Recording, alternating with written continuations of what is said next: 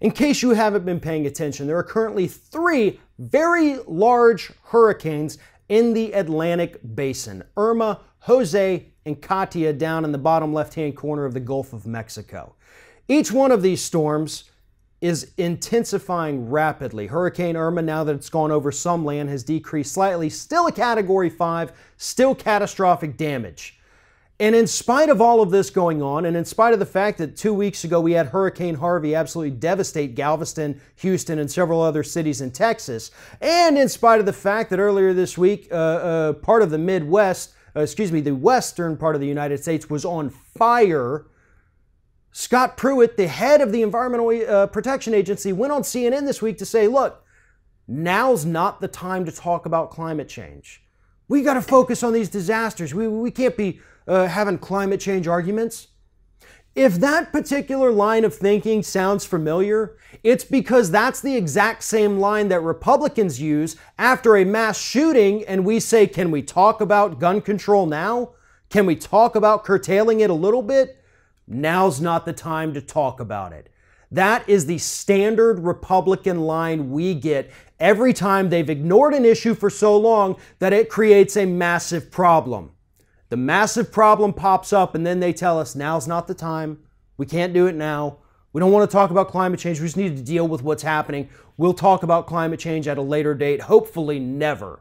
Because that's what Scott Pruitt and the Trump administration and pretty much the majority of Republicans in Washington, D.C. want. The majority of Americans right now are represented by a climate change denier in the House of Representatives. That is a disgusting fact, and that is something that is unfortunately uniquely American. We're the only industrialized country in the world that has a national party whose platform includes either the outright denial or complete inaction on the issue of climate change.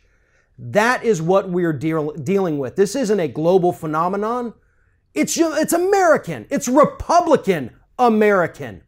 They're the ones who collectively do not want any action on climate change, who continue to bury their heads in the sand on the issue of climate change because they don't even want to hear about it.